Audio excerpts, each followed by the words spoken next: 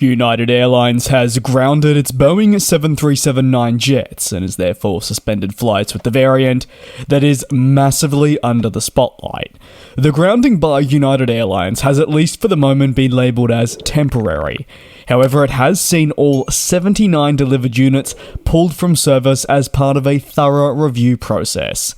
Included in this review are inspections that are required by the Federal Aviation Administration, or more commonly referred to as just the FAA, following their issuing of an emergency airworthiness directive. United Airlines' last update noted that 33 of the 79 aircraft had already received the necessary inspections, which the FAA says should take around 4 to 8 hours per aircraft.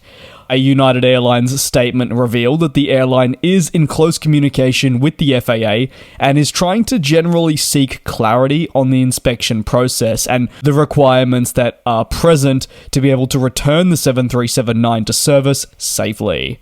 For passengers that are slated to be impacted on flights operated by the 737-9, the carrier will attempt to limit this impact wherever possible by rebooking those affected onto other services, at least for the period that this plane remains grounded. Following the FAA's mandate, the airline said it had cancelled around 60 flights, equating to 1% of its daily operations. But this is expected to grow. Like many other companies, the airline has clarified that the inspections and grounding are currently for the 737-9, not any other variant of the MAX family. A decision to temporarily suspend operations with the Dash 9 also comes, like I said, following the emergency AD.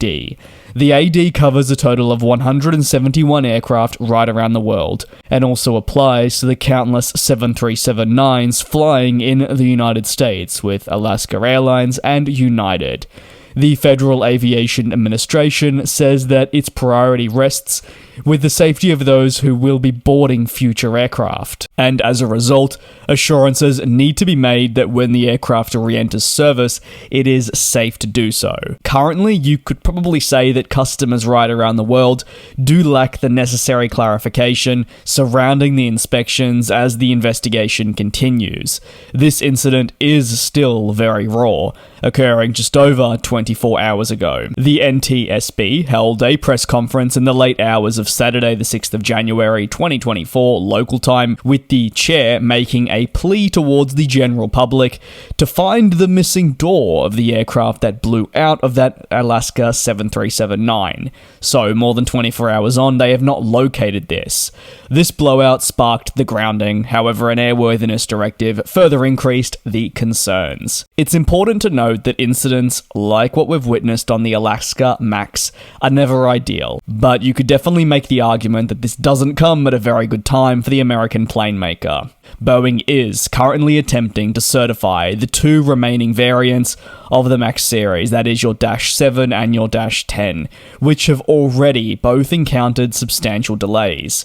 This has come on as the certification process has become much tighter, following none other than the MAX crisis, and the findings related to this, with quality assurance and much more. Really, Boeing has battled to get these remaining variants approved, and there is still a lack of an understanding of when each will take place. While the initial indication, again, relates the incident to feature on the 737-9 only, it does put Boeing in the spotlight for all the wrong reasons, and delays the company's focus. For Boeing, they would have been targeting a smooth 2024, as they were looking to continue to rebuild and build on some of the success that they enjoyed in 2023. However, 1 week in, it has been anything but that. And while you could argue comments on social media are just noise, it doesn't really take long to see the outpouring of emotion, anger, frustration, and so much more towards Boeing following this incident coming to light. I do also want to mention, before I conclude this video,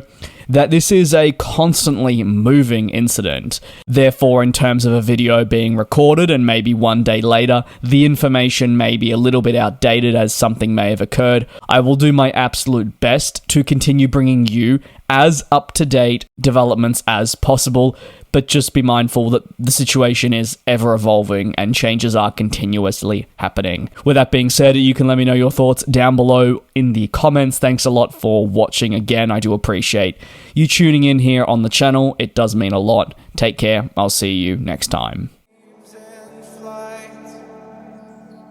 And we'll fly.